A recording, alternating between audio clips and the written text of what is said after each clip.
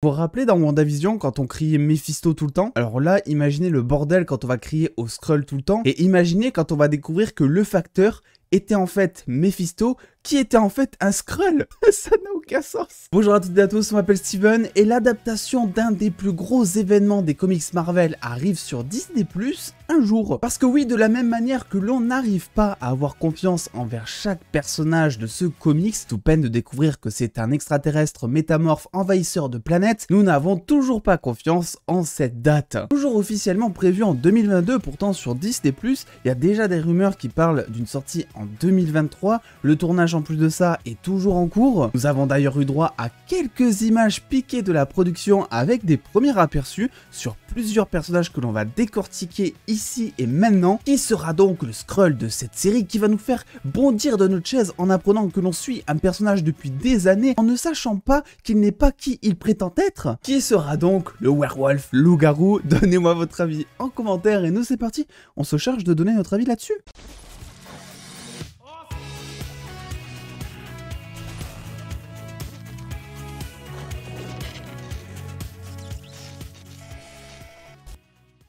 Alors pour resituer, je vous l'ai déjà expliqué, je vous la fais encore une fois très grosse pour pas perdre trop de temps là-dessus. Secret Invasion, c'est un des plus gros événements des comics Marvel et ça raconte tout simplement comment des méchants Skrulls s'infiltrent un peu partout sur Terre depuis genre des années, ce qui comprend aussi la bande des Avengers. Une question se pose alors durant toutes ces pages de comics, à qui peut-on faire confiance? Les Skrulls avaient donc été introduits dans Captain Marvel, mais avec une adaptation, en tout cas pour l'instant, c'est que dans le MCU, les Skrulls sont des gentils pour l'instant. Le dernier truc officiel que l'on a, c'est donc une mise à jour de ce logo et effectivement un tout premier teaser lors du Disney Plus Day en novembre dernier, montrant un look de Nick Fury assez badass, charismatique. Et oui, on a aussi des images là-dessus du tournage. Et oui, on va analyser le pourquoi du comment ce changement de look, mine de rien, assez radical. Dans le casting principal, on retrouvera évidemment Emilia Clarke dans un rôle inconnu, quoique on a deux idées, on va en parler dans cette vidéo aussi. Samuel L. Jackson sera Nick Fury comme d'habitude. Bobby Smulders reviendra dans son rôle de Maria Hill, dont nous avons là aussi des photos. La dernière nouvelle, c'est Irina Cara qui a été castée dans un rôle inconnu, elle a notamment joué dans Psycho ou Killing Eve. On peut aussi peut-être s'attendre, je me dis, à voir une Monica Rambeau. Après tout, dans WandaVision, elle est appelée par le Sword depuis la base spatiale et le Sword sera, on l'imagine, directement impliqué dans Secret Invasion. Voilà, on a fait un petit topo, vous inquiétez pas, il y a un tout savoir sur la série qui est prévu pour entrer vraiment en détail dans les news. Vous avez au moins le contexte principal de cette série parce que on va théoriser ou en tout cas on va donner notre avis parce que il n'y a pas assez clairement d'éléments pour théoriser avec des indices concrets que l'on puisse lier entre eux comme on a l'habitude de le faire. J'avais quand même envie de donner mon avis sur qui pourrait être un Skrull parce que en soi ça peut être tout et n'importe qui. Et avant de commencer, on va analyser très brièvement donc ces photos de tournage qui sont parues ces derniers jours sur les réseaux sociaux et nous avons déjà pour commencer un premier look sur Emilia Clarke. Alors une des plus grosses théories autour d'Emilia Clarke est de dire qu'elle pourrait jouer donc la Skrull Verank qui dans les comics prend en gros la forme de Jessica Drew pour tout simplement infiltrer les Avengers et envahir la planète. Et en plus de ça, c'est un petit peu elle, la leaduse des Skrulls méchants, en gros, qui envahit la planète Terre. Physiquement, ça colle. En plus, le personnage est un petit peu une reine et vu son CV, je pense que c'est pas faute de penser qu'elle pourrait effectivement se prêter totalement au trait du personnage donc de Verank. Mais déjà, si elle prend effectivement ce rôle, on peut se douter qu'il y aura genre une énorme adaptation, vu que Verank dans les comics, comme je vous l'ai dit, prend la forme de Jessica Drew, sauf que Jessica Drew, dans l'univers cinématographique Marvel, appartient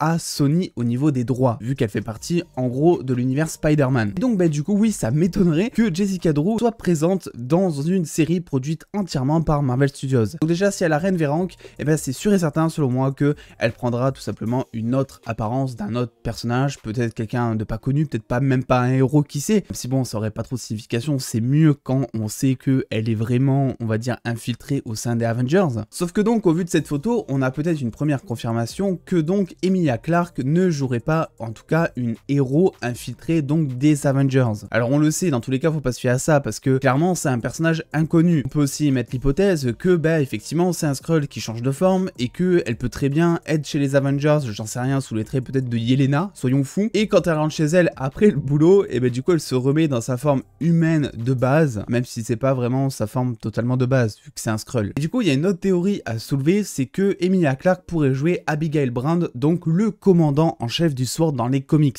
Abigail Brand est donc une espionne du SWORD qui est née sur la planète Axus d'un père extraterrestre et d'une mère mutante humaine dont elle a hérité du gène X. Elle a la capacité de produire des flammes par les mains.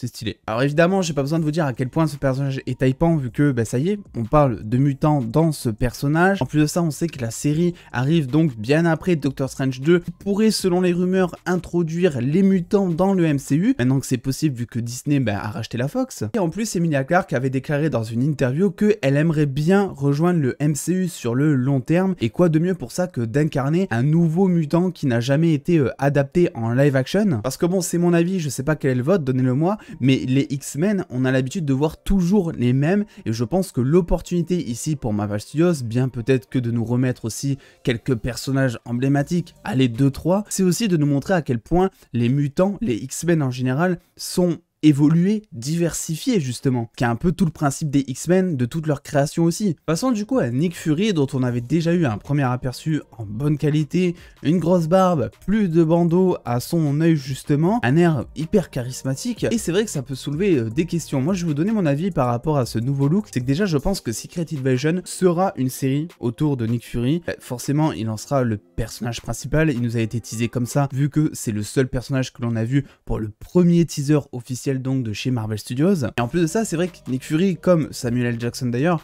commence à se faire vieux. Et je pense que ce look avec une grosse barbe, le bandeau en moins pour montrer à quel point notamment la vie l'a blessé, montrer quelqu'un qui a vécu en gros tout simplement, je pense que cette série après, on aura un passage de flambeau. Je pense pas qu'il y aura un nouveau Shield ou un nouveau directeur du Shield, mais je pense qu'on va vraiment aller vers autre chose. Peut-être que le SWORD du coup lui va prendre beaucoup plus d'importance vu qu'il commence à être introduit dans le MCU. C'est peut-être qu'on va découvrir aussi que Nick Fury a eu, je sais pas, un enfant caché avec un Skrull à l'époque de Captain Marvel, et que c'est pour ça qu'il est dans la base spatiale du SWORD, etc. Parce qu'il y a un souci, qu'il doit s'occuper de son enfant, ou même qu'il a découvert qu'il avait un enfant parce qu'il ne le savait pas, même s'il a l'air d'être en vacances. Ça fait un moment en plus qu'on théorise sur donc le Vioc, en disant que il pourrait mourir ici, il pourrait mourir dans tel film, dans telle série, et quoi de mieux que Secret Invasion? Je veux dire, tu veux faire quoi de plus que d'avoir une bande de Skrull extraterrestres qui a envie tout simplement d'envahir ta planète? Je veux dire, Nick Fury, s'il sort vivant de ça, là je pense que même s'il a perdu tous ses cheveux, il va en perdre son crâne à force, quoi, tu vois. Il y a aussi la théorie de dire que ce look c'est pour passer incognito, sauf qu'il n'y a rien d'incognito. Regardez le moment où il est incognito par exemple ici, là il était incognito. Je veux dire, si tu veux être incognito, tu mets des lunettes de soleil pour pas qu'on voit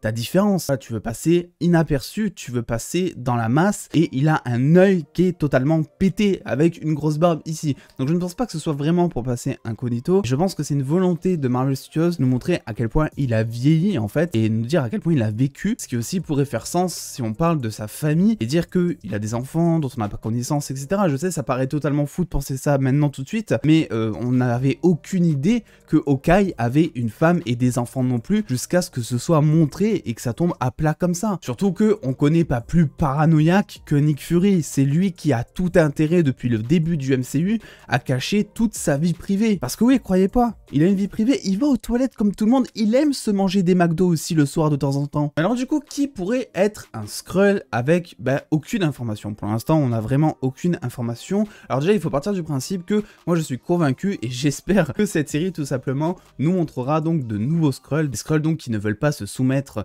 à l'humanité, à ses règles, à son système, des Skrulls qui veulent peut-être être dominants et donc qui représenteraient l'espèce de secte donc de la reine Vérang dans les comics. Dans les comics, on nous explique très bien, c'est vachement bien développé, que les Skrulls sont sur Terre depuis des années, mais qui sont surtout à des places stratégiques, donc notamment du gouvernement, des Avengers, certains piliers en fait du monde qui, une fois activés tous ensemble, vont tout simplement tout péter. Et je pense que du coup ça va être exactement pareil pour plein de situations. Déjà concernant le gouvernement, je pense que un général Ross par exemple, ça pourrait être quelqu'un qui pourrait être un Skrull. Parce que en fait si vous voulez, il faut une révélation choquante. Alors je pense qu'il y aura plusieurs révélations de Skrull, et je dis pas que toutes les révélations le seront. Je pense qu'il y a quelques Skrulls où forcément on est obligé d'avoir des héros qui sont là depuis un moment dans le MCU. Je pense pas que ça sera des Skrulls donc de la toute première phase, donc notamment des premiers Avengers principaux, genre Thor, Hulk, etc. Je pense pas vraiment que ce soit des Skrulls, parce que là ça ferait vraiment peut-être trop gros en fait de la part de Marvel Studios de nous faire ce genre de révélation, et du coup peut-être un peu trop facile. Et le Général Ross par exemple, c'est quelqu'un auquel on s'attendrait pas, parce qu'il est loyal envers Steve, envers les Avengers, envers le gouvernement, mais il a aussi une place toute particulière au gouvernement, ce qui fait donc qu'une fois ce pilier donc de War Machine activé, bah, tout simplement, ça peut faire très mal. Je pense aussi qu'il y aura quelqu'un au Wakanda, peut-être les Dora Milaje, une des Dora Milaje, ou des gens voilà assez proches comme ça du prince ou de la princesse, finalement on ne sait plus maintenant comment ça va se passer, parce que bon, le Wakanda, il y a énormément de vibranium dedans par exemple, ça coûte très cher, donc ça peut faire un business, c'est une source énorme pour une potentielle technologie, donc les Skrulls en fait ont tout intérêt à avoir une place et un infiltré au Wakanda pour justement faire circuler notamment des ressources ou même peut-être infiltrer des choses ou avoir des informations, parce qu'ils ont des satellites un petit peu partout aussi au Wakanda, ils ont plein d'informations et ils sont très avancés technologiquement par rapport à la Terre. Qui sait, peut-être que l'on va découvrir aussi que Happy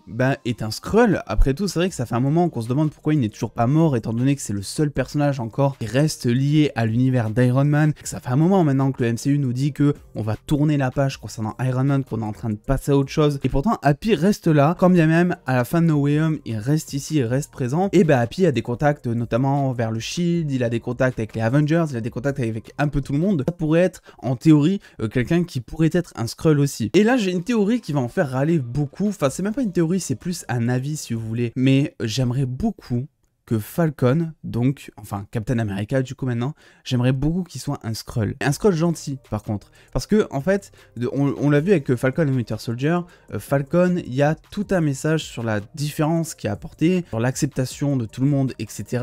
Le fait que ce soit donc un noir afro-américain qui va représenter l'Amérique, on l'a vu, ça plaît pas à tout le monde dans la série, et en fait je me dis que en faire un Skrull, ça serait un message qui serait hyper fort sur justement cette différence, etc. Au moment où le monde découvrirait peut-être que c'est un extraterrestre en fait qui a sauvé toute la planète à un moment, on pourrait aussi se dire que Steve Rogers, au moment de lui donner le bouclier, était déjà au courant que tout simplement Falcon soit un Skrull. Et là ça développerait encore plus le personnage de Steve Rogers qui lui fait toujours les bons choix et qui n'est pas dans ce truc de regarder à quoi ressemble un tel et un tel, mais qui a juste des convictions. Franchement, est-ce que ça vous étonnerait que Steve accepte de donner le bouclier à un Skrull, surtout s'il s'agit de Sam? Alors ouais, j'aimerais beaucoup, et en plus de ça, ça serait un peu une adaptation vite fait de Superman, vu que Superman chez DC, c'est pareil, c'est un alien qui protège l'Amérique, qui est la figure même de l'Amérique, qui protège donc un peuple qui n'est pas le sien, c'est un alien, et franchement j'aimerais bien qu'il y ait quelque chose comme ça, en plus d'une révélation négative sur un des héros principaux qui va être choquante, en mode lui finalement c'est un traître, etc.